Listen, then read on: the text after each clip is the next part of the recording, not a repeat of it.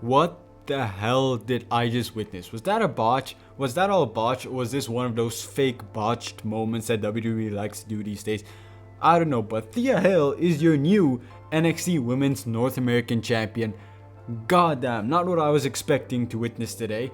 So the match itself was fine. It's a match that opened the show, the championship match between Blake Monroe, the former champion now, and Thea Hail. And near the end of this match, Thea Hail does her move off the top rope, lands on Blake Monroe, pins her. But it feels like there's something wrong. You can see that the music didn't instantly start playing, and when it started playing, it was Blake Monroe's music, not Thea Hail's. And it was a bit of a quiet, unsure moment until the ref handed it to her. And it seems like this might be a botch, but there's a little bit of things that make me feel like it wasn't, because of how well everybody handled it. It didn't feel like a botch where they were like, oh, I don't know what to do, this is a mistake.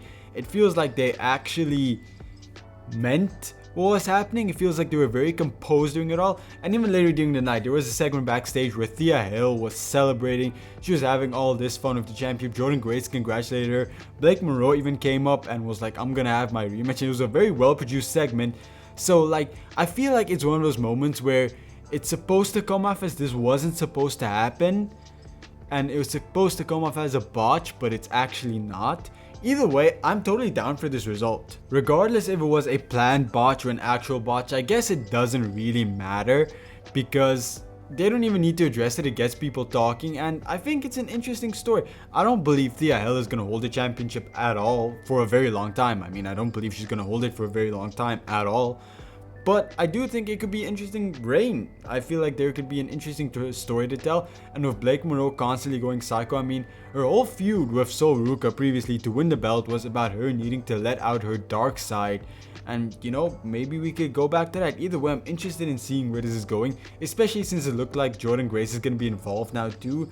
Feels like we have an interesting route to go. We then go backstage for a few segments. First of all, the Culling are walking into their spot backstage, and there's a doll of Nico sitting on his chair. Nico picks it up and asks what this is about, and Izzy's just like, dude, obviously it has to do with Tatum, but we're done with her, so they walk away. Later on during the night though, Izzy Dame walks into the women's locker room on the phone with Shawn Spears, and Shawn Spears says that he's not sure where Nico is. And Izzy's like, what the hell, how do you not know where Nico is? And it's insinuated that, you know, next week she's probably not gonna know where Shawn Spears is. So I'm excited for that. This was really cool.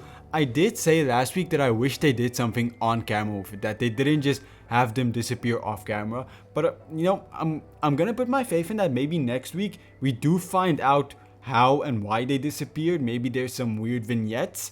I'm hoping they just didn't appear off screen. That would be boring, but I do like this. But when Izzy walks away, Kalani Jordan walks back into the locker room and starts hanging her stuff in. Lola Vice asks what this is all about, and Kalani says, well, now that she's done with TNA, she's coming back to the women's locker room.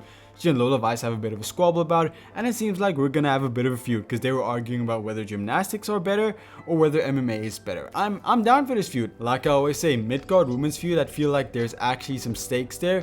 I really appreciate it, and this one does have stakes based off of the history between Kalani going to TNA, getting kicked out of a locker room. I'm excited for this. Like, yes, Queen Kalani, take what you deserve. You deserve to be in this locker room. We have a tag team match between OTM and Hank and Tank, where Hank and Tank pick up the victory. Just a little tag team match, which I'm fine with. Like I said, I always comment about this on Evolve. I love it when a tag team division is just being given attention, and considering NXT's tag team division has been eternally dead, the fact that they are putting some effort into this, because I like both OTM and I like both Hank and Tank, really seems to me like we're starting to try and build up this tag team division. I'm happy with it. I do wish OTM won, because I feel like they could use this more than Hank and Tank, because Hank and Tank is always over. But hey, it doesn't matter if Hank and Tank can win back those NXT tag team championships.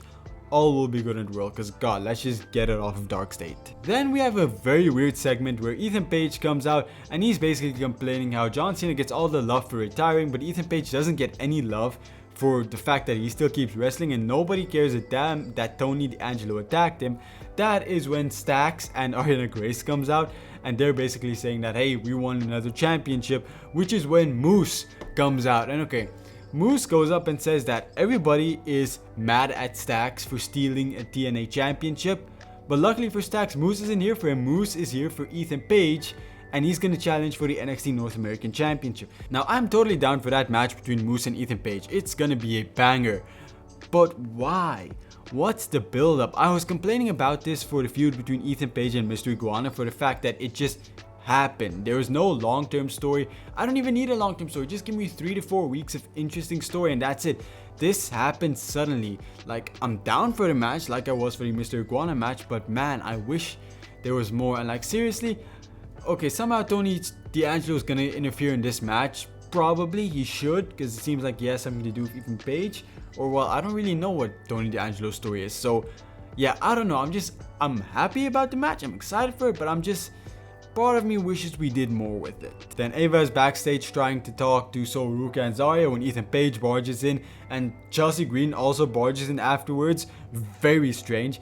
And she basically announced that yeah, next week Ethan Page will defend his championship against Moose, and Chelsea Green will defend the Women's United States Championship against Sol Ruka. A little fun match. It's probably a match that should happen on SmackDown to keep Sol Ruka's momentum going. But cool, amazing match for NXT. I don't mind it at all. So yeah, happy for the match, but like I said, I wish we had more build. And all throughout the night, Javon Evans is pretty much just staying backstage. He's waiting for Ricky Saints to arrive so he can jump Ricky Saints. Ava stops at the very beginning of the show, tells him to come inside, but he doesn't. Later on, Leon Slater asks him to come inside to support him for his match, and Javon Evans is like, okay, yeah, fine, you know what, I'm gonna come inside. Then later, Ricky Saints does arrive with a bunch of security guards. He comes down to the ring, he cuts a whole ass promo until Javon Evans comes down to jump him. But Ricky Saints does get the upper hand in this and he throws him through a table.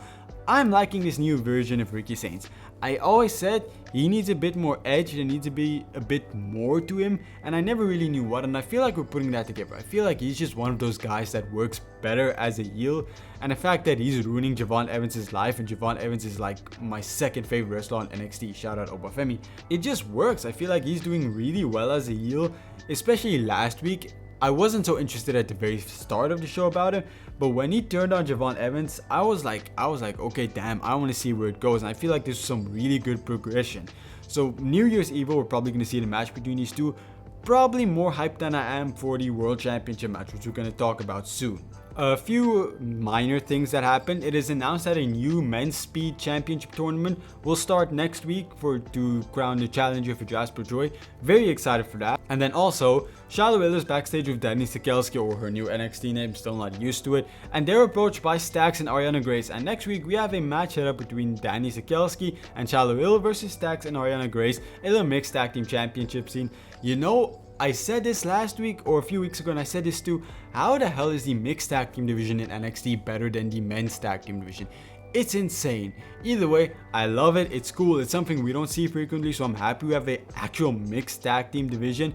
Plus, we're just getting Shiloh Hill and Danny Sikelski on the show, which I'm so happy about. Like, these LFG winners, they've struggled, right? Tyra May Steele isn't even on the show, and Jasper Joy, although he's a champion, and it's like you only really need 5 minutes a week to present him on your show. It's the whole thing of a speed championship. He rarely appears.